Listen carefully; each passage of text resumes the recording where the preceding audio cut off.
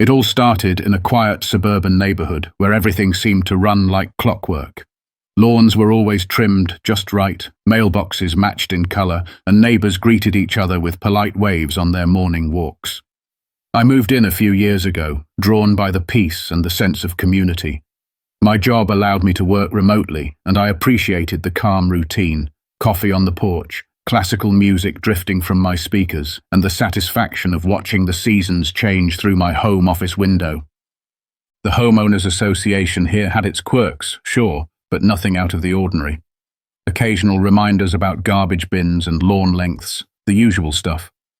Most people on the board were reasonable, if a little uptight. For the most part, life here was drama-free.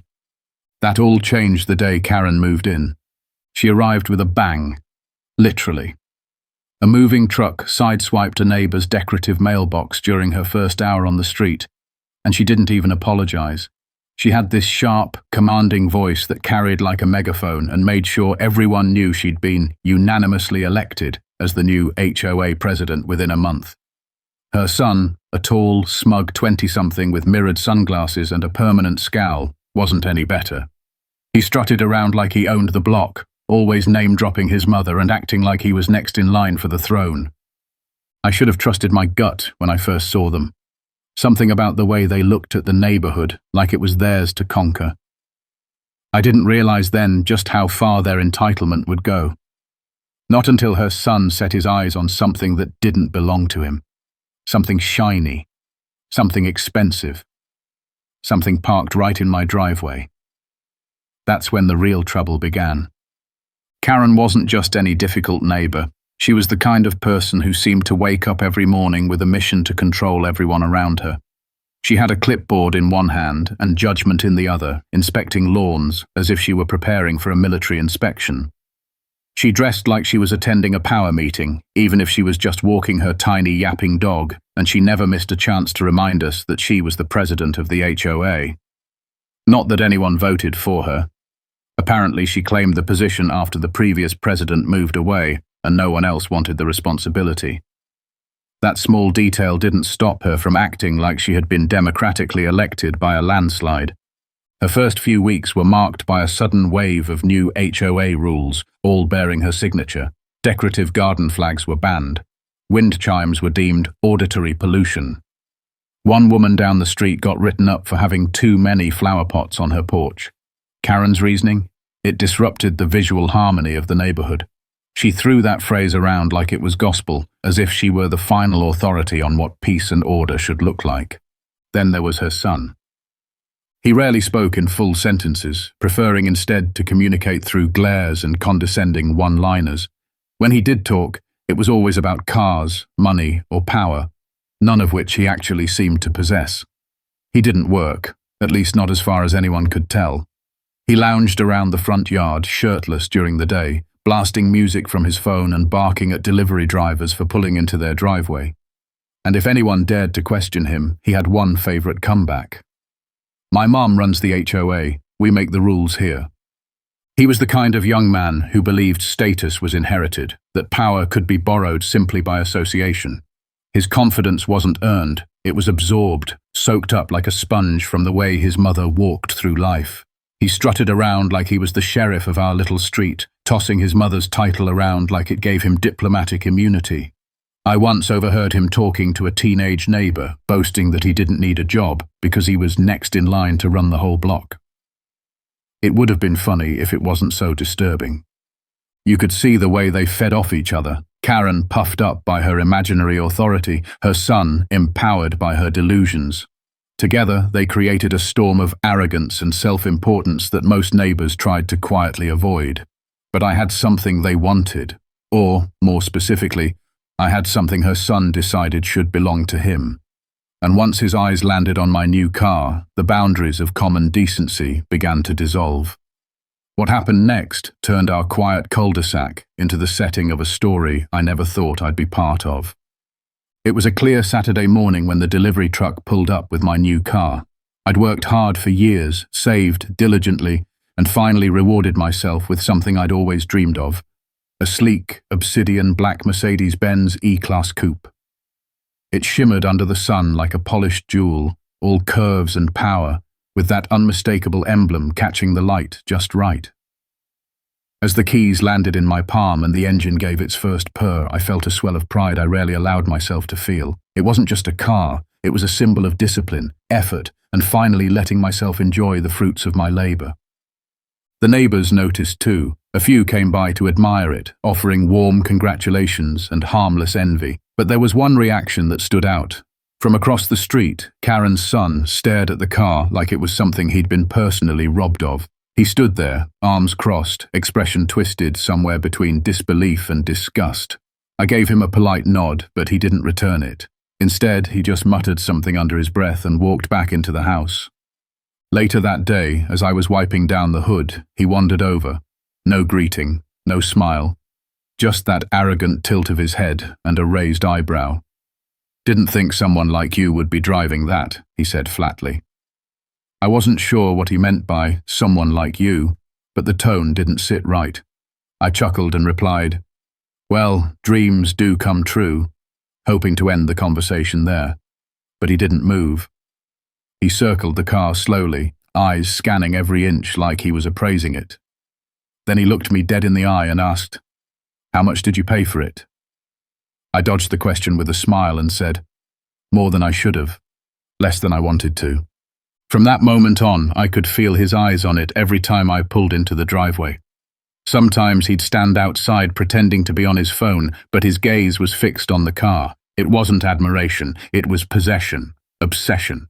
Like in his mind, I had something that rightfully belonged to him. At first it was unnerving, then it became clear. It wasn't just envy, it was entitlement, and something told me it was only going to get worse.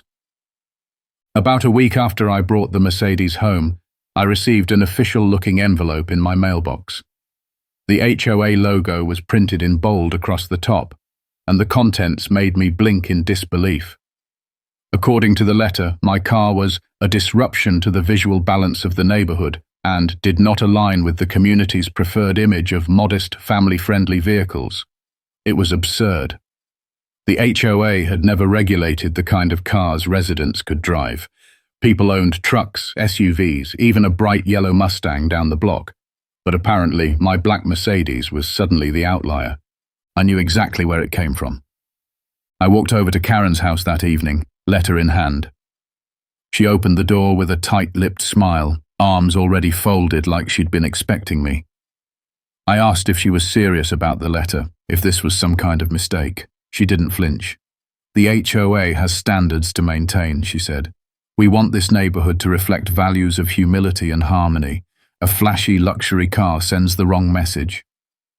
Before I could respond, her son appeared behind her, smirking like he was watching a show. "You really think that car suits you?" he asked, stepping forward. "You don't exactly scream luxury." I stared at him, stunned by the boldness. "It's my car. I bought it. I live here, just like you." He laughed, a short, mocking sound. "Yeah, but my mum runs the HOA. You think that gives you some kind of immunity?" Karen didn't correct him. She just stood there, radiating smug approval. I told them flatly that I wasn't removing my car, and if they had a problem with it, they could take it up with someone who actually enforced the law. As I turned to leave, the son muttered, "You'll regret that." It wasn't a threat shouted in anger. It was something colder, said like a promise. Back in my house, I reread the letter and shook my head. It was ridiculous, but it also felt personal now. This wasn't about a car. It was about control. And Karen's son had just revealed how far they were willing to go to feel like they had it. It was a hot afternoon when it happened, the kind of heat that makes the air shimmer above the asphalt and drives most people indoors. I had just come back from the grocery store, the Mercedes gliding into the driveway like silk. I turned off the engine, grabbed a few bags, and didn't even have time to reach the front door before I heard the unmistakable thud of footsteps approaching from across the street. I turned around to see him, Karen's son, marching over with that same cocky look on his face, sunglasses reflecting the sun so I couldn't see his eyes. He stopped a few feet from me, arms folded, head tilted slightly like he was about to give someone orders. I waited, assuming this was just another passive-aggressive comment or sarcastic remark about the car. But this time, he didn't beat around the bush. "I want the car," he said. At first, I laughed, thinking I'd misheard, or that he was joking in some twisted way. You want what? He stepped closer. The Mercedes. I've decided I want it. My mum already said it shouldn't be here, and I agree. You don't fit the image of this neighborhood, but I do. I've got plans, and this car fits them better than it fits you. I blinked at him, frozen in place with a bag of groceries in each hand. You're joking, right? No, he replied, voice completely steady. You're going to hand over the keys, and in exchange, I'll make sure my mum stops sending those letters. Consider it an arrangement. You lose the car, but you get peace and quiet, that's fair. I set the bags down slowly. You want me to give you my car, just hand it over, because your mum runs the HOA. He smirked, like he'd won already. She doesn't just run it, she is it. She can have your car towed, fined, impounded. All she needs is the right excuse. Don't make this harder than it needs to be. I'll even take care of the paperwork if you want. I stared at him, waiting for the punchline that never came. You're out of your mind. His expression shifted from smug to cold in an instant. You think this is a game? You think that car's going to stay parked in your driveway for long? Just wait. You'll be hearing from us. I took a step forward, keeping my voice calm but firm. If you come near my property again or touch that car, I'll call the police. He shrugged, like he didn't care. Do it. Let's see how fast they show up when they find out my mum runs this place. I watched him turn and walk back across the street as if he'd just concluded a business deal, not attempted to strong-arm a neighbor into handing over a luxury vehicle. My heart pounded, not out of fear, but disbelief. Who actually says something like that? Who tries to claim a car because their mom holds a volunteer position on a neighborhood board? I stood there for a long moment, replaying the conversation. This wasn't petty annoyance anymore. This was something more serious. The entitlement had crossed a line into delusion, and now I had a real problem on my hands. The worst part was the look in his eyes, like he truly believed he was entitled to whatever he wanted as long as his mum backed him up, and that made him dangerous. By the following week, I knew I couldn't just let it slide. It was one thing to deal with snide remarks and bogus HOA letters, but it was another thing entirely to be directly threatened and pressured into giving up my property. So I decided to bring it up at the next HOA meeting. I'd never been the type to make waves, but this time I needed to speak up, not just for myself, but for the sanity of the neighborhood. The meeting was held in the community clubhouse, a modest room with folding chairs and a chipped podium at the front. Karen, of course, stood behind it like she was delivering a State of the Union address. She welcomed everyone with her usual passive-aggressive charm and jumped right into a list of community concerns, all conveniently submitted by anonymous sources. Things like unauthorized landscaping, improper porch decor, and vehicular ostentation. It didn't take a detective to figure out she was targeting me. When she opened the floor for concerns, I stood up and cleared my throat. I didn't waste time. I told the room what her son had said to me, word for word. How he demanded my car, how he claimed Karen could have it towed or fined, how he insinuated that the HOA could make my life miserable unless I gave in. There were a few gasps, a few exchanged glances, but Karen didn't flinch. She smiled stiffly and said, "That sounds like a misunderstanding. My son doesn't have any authority in HOA matters, and I'm sure he was just being playful." "Playful?" I replied. "He tried to intimidate me into handing over my car." She shrugged. "Well, without written evidence or witnesses, I don't see how this concerns the HOA." Some neighbors looked uneasy, others avoided eye contact altogether. One elderly man raised his hand and quietly said, "Karen, maybe we should at least look into it." Karen shut it down immediately. "Let's stay focused on official business. We have a community image to protect." It was clear then, she wasn't just brushing it off, she was shielding him. And if no one else stood up, he was going to keep pushing boundaries. This wasn't a misunderstanding. This was a pattern, and I had a feeling it was only going to escalate. It happened on a Thursday night, just past 11. I was in the living room, lights low, finishing up some work on my laptop when I heard a faint sound outside, metal clicking softly, followed by the crunch of footsteps on gravel. At first, I thought it might be a stray cat or maybe one of the neighbors taking out the trash, but something about the rhythm made me uneasy. I got up, walked to the window, and pulled back the curtain just enough to see. There he was. Karen's son, standing beside my car with a flashlight in one hand and something else in the other. What looked like a slim Jim or a similar tool used to unlock car doors. He moved slowly, deliberately, like he'd done this before. He wasn't nervous. He wasn't looking over his shoulder. He genuinely thought he had the right. I yanked open the front door and stepped onto the porch. "Hey!" I shouted. He turned slowly, as if I'd merely interrupted a chore, and gave me that same smirk. "Told you this car was mine," he said, "just saving you the trouble of keeping it warm." I couldn't believe what I was hearing. "You're breaking into my car!" "No," he said calmly. "I'm reclaiming what should have been mine from the start. My mum says—" "I don't care what your mum says," I snapped, reaching for my phone. "You're trespassing. I'm calling the police." That's when Karen herself came stomping out of the house in a robe and slippers, yelling before she even reached the sidewalk. "He's not doing anything wrong. This is a misunderstanding. Don't you dare call the police over something so small." But I already had. I stayed on the line, explaining the situation, while Karen screamed at me to stop, and her son stood there like he owned the world. Within minutes, flashing red and blue lights lit up the street. Officers arrived, separated us, and listened carefully. I showed them the HOA letters, explained the harassment, and pointed to the tool in her son's hand. They found scratches on the car door.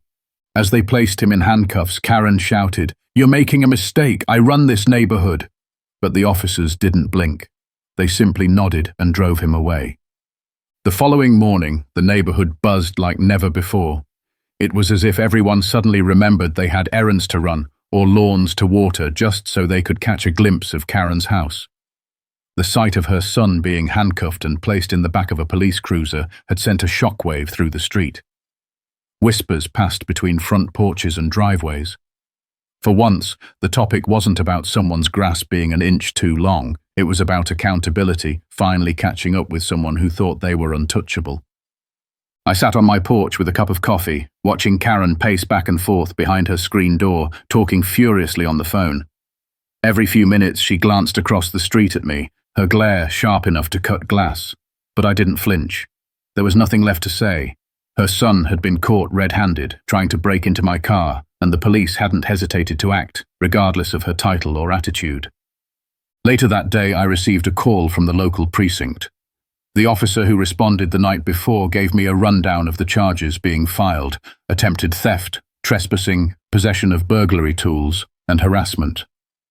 They had also reviewed the body cam footage, which captured his calm declaration that the car was rightfully his, and Karen's frantic attempt to interfere with the officers. The evidence was overwhelming. The officer reassured me that the situation was being taken seriously, and that I'd likely be called to testify if it went to court. News of the arrest seemed to embolden some of the neighbors. That evening, two couples I barely knew knocked on my door to thank me for speaking up. One of them admitted they'd received similar harassment in the past, but had been too afraid to challenge Karen's authority.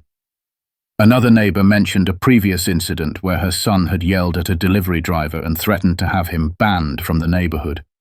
None of them had wanted to rock the boat. But now, the tide had turned. Within days, a petition circulated calling for Karen's removal as HOA president. The list of grievances was long and well documented, including misuse of HOA authority, intimidation, and failure to maintain neutrality. The same people who once muttered complaints under their breath were now stepping forward with confidence, and while Karen still held her position officially, the power she once lorded over the neighborhood was gone. As for her son, he was released on bail but kept a low profile, likely on legal advice. The glare in his eyes when he returned home was nothing like the smugness I'd grown used to. It was the look of someone who had finally faced consequences and hadn't been prepared for them. For the first time in months, I slept peacefully, knowing that I wasn't just defending my driveway, but helping reclaim the sanity of the neighborhood. Justice didn't always arrive on schedule, but when it did, it was worth the wait. In the weeks that followed, the street slowly returned to something that resembled normal. The constant tension that once hovered like a storm cloud over our cul-de-sac began to fade.